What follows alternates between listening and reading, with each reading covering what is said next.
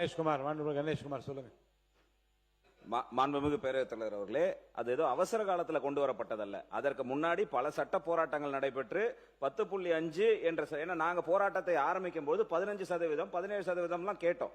10.5 என்பது Janardhanan commission, backward class கமிஷனுடைய recommendation அடிப்படையில் 10.5 தான் இருக்கு அப்படின்ற பேச்சுவார்த்தையில் நீண்ட பேச்சுவார்த்தை நடத்தப்பட்டு எங்களால் அதுக்கு மேல கொடுக்க முடியாதுன்றதுல தான் கொடுத்தாங்க.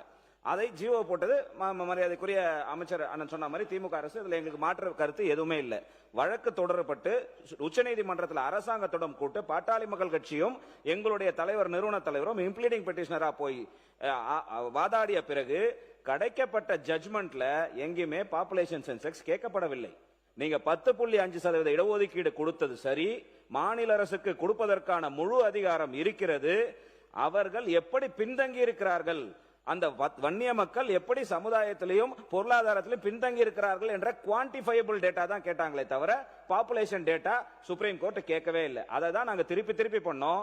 இங்க சட்டமன்றத்தில் மட்டுமல்ல, 86 வயதில் எங்களுடைய நிறுவனர் மருத்துவர் ஐயா அவர்கள் நேரடியாக இதே இடத்திற்கு வந்து உங்க முதலமைச்சரை பார்த்து இதை தயவு செய்து எடுத்து கொடுங்க இந்த டேட்டாவை என்று மன்றாடினார்.